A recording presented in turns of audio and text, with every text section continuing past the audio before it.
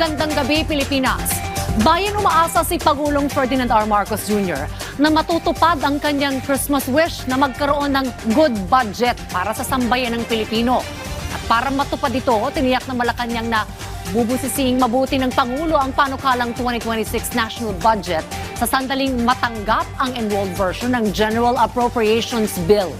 Paniniguro pa ng palasyo, hindi mangingimi ang Pangulo na i-veto ang mga makikitang questionableng probisyon ng budget.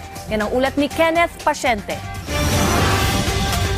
Pag-aaralang mabuti ni Pangulong Ferdinand R. Marcos Jr. ang proposed 2026 national budget, oras na matanggap na nito ang enrolled version ng General Appropriations Bill.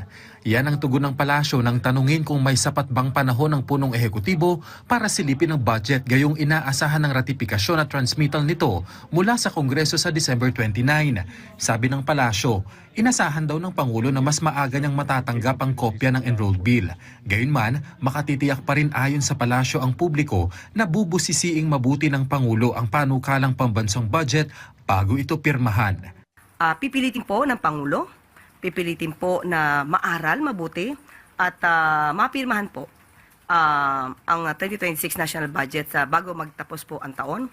Pero ang tinitiyak po ng Pangulo ay aralin, matutukan, mabusisi ang nasabing enrolled bill at matiyak na ang mga nakalagay dito ay naaayon sa prioridad ng administrasyon, isang malinis, makatao at nakatuon ang mga bills na to or rather ang mga provision dito para sa taong bayan.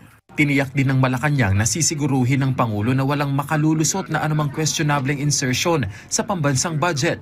Limitado man po ang panahon, ang sinisiguro po ng Pangulo ay aaralin mabuti to. Kung may dapat i-veto, i-veto po ng Pangulo.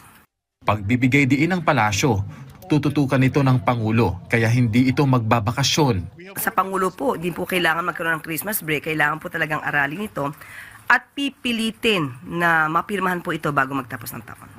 Oras na matanggap ang enrolled bill, inaasahang makakatulong ng Pangulo ang Department of Budget and Management sa paghimay sa panukalang pambansang budget. At kung may kinakailangan pong tawagin ang Pangulo na mga cabinet secretaries para po mas malinaw, ipapatawag po kung sino man po ang kinakailangan na namumuno sa isang related agencies. Nitong Huwebes, tinapos ng Senado at ng Kamara ang Bicameral Conference Committee deliberations ukol sa proposed 2026 General Appropriations Bill matapos ang 6 na araw na negosasyon na layong i-reconcile ang mga magkakaibang probisyon ng 6.793 trillion pesos na proposed budget. Matatanda ang itinuring ng Pangulo na Christmas wish ang pagkakaroon ng good budget sa susunod na taon.